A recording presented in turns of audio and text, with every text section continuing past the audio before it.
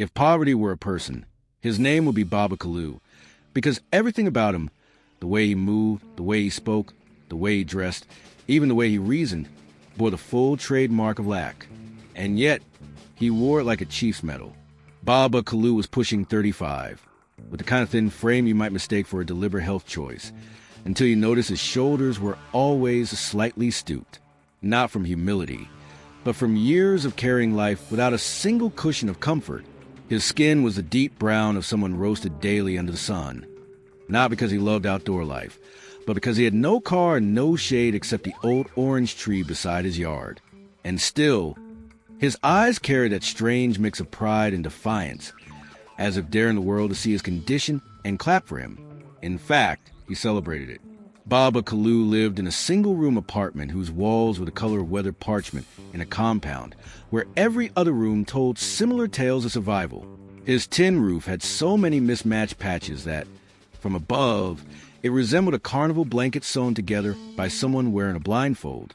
When it rained, the roof performed a concert in different keys, and Baba Kalu liked to boast that no rich man's house could give you such free music.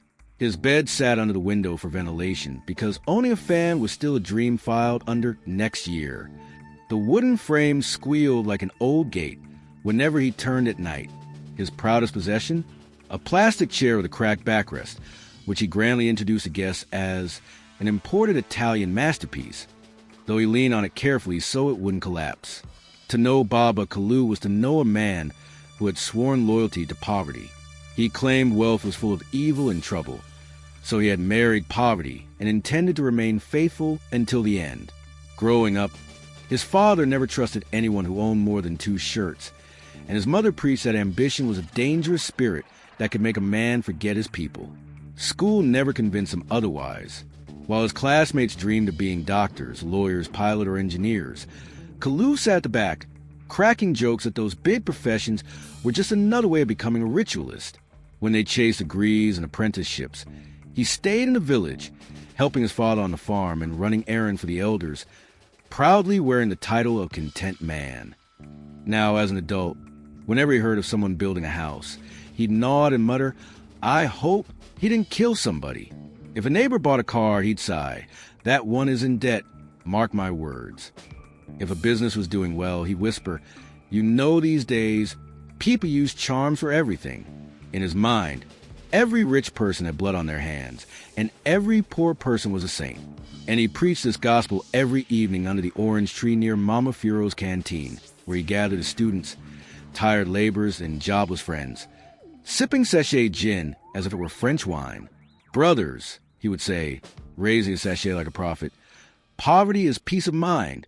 Nobody kidnaps you, nobody poisons you, and nobody kills a broke man. But rich people, always looking over their shoulders, sleeping with one eye open or not sleeping at all." Among his loyal congregation were Master Jidenna the gossiping barber, Sarkin the Okada rider on a temporary break for 2 years, and Kwame the tailor, whose sewing machine needed both repairs and prayers. Together they formed his chorus, always humming true talk after every proverb. Not everyone believed him. Sometimes a passerby would argue that money solves problems, and Baba Kalu would scoff. "Solve problems? My friend, money creates more problems. Poverty keeps husband and wife together. Where will you go if you can't afford transport?" He even acted as the poverty police. If you bought new shoes, he'd squint suspiciously and ask, "So, who did you join to get this?" One dusty afternoon, a sleek white SUV rolled into their street, so shiny you could see your reflection. The car stopped right in front of Mama Furo's shop, and out stepped Tobchi, Baba Kalu's childhood friend. They had once sworn to die broke together if they didn't make it in life. But Tobchi had clearly torn that agreement in the city. Dressed in spotless white, gold watch glittering, he looked like a man in command of his life. He greeted Baba Kalu warmly and dropped a bombshell. "Kalu, I have a clean business in the city. I need someone I can trust. Good pay, no shady stuff. You'll be able to help your family." The Orange Tree Committee's eyes nearly fell out, but Kalu's face tightened. "Tobe, I beg, I don't want to drive a Prado and die at 40. Keep your ritual job, keep your ritual money." Tobchi laughed. insisting it was just simple office work, even offering to pay his first year's rent. But Kalu refused. "I won't let Lagos people use my destiny to fry plantain." When Tobchi left, his friends shook their heads. This man just chased away destiny. Weeks later, gossip spread. Tobchi had drilled a borehole for the community and given scholarships to 4 children. Even Kalu's most loyal followers began drifting toward Tobchi.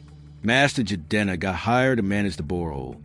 Sarkin started running errands for him, and Kwame got the contract to sew school uniforms. Baba Kalu's church under the orange tree began to empty. Then one morning, his niece ran to him crying. His mother had fainted. They rushed her to the clinic, but the nurse demanded a 50,000 Nigerian nairas deposit before treatment. Kalu had only 2,500 Nigerian nairas hidden in an old powdered milk tin. Poverty could not pay the bill. Swallowing his pride, he went to Bechi's house. Without a word, Tobchi handed him an envelope. "Kalu, poverty is not peace of mind. It's silent suffering. Take care of Mama." After his mother recovered, Tobchi offered Kalu a flexible delivery job with a motorcycle and steady pay. Kalu took it and said, just temporarily, but soon the change was visible: new shirts, better shoes, and better curtains in his room. The day moved to a clean, painted apartment with a ceiling fan. He lay in bed smiling to himself. "Poverty is not peace of mind," he whispered. "It's slow poison." And so, the great Minister of Poverty Affairs hung up his crown and swapped the orange tree pulpit for a motorcycle key. Thanks for tuning in to this tale. I'd love to hear what you think. Drop your reflections in the comment section below. What message or lesson did you take away from Baba Kalu's story? Feel free to pass the story along to friends and family. And don't forget to hit the like button if you enjoyed it. If you haven't already, make sure to subscribe so you won't miss the next story. Until I return with another captivating tale, stay inspired.